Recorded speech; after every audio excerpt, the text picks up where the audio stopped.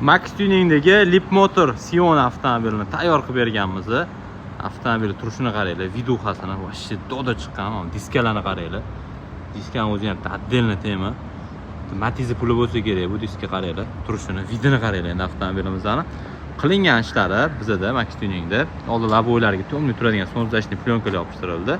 Hamda mana shu tepa qismi polniy qora bronli plyonka qilib berganmiz. Mana tom qismini ko'rib guvoh bo'lsizlar, mana shu polniy yonlari bilan, stoykalari bilan, bagaj qismlari, tepa chastlari.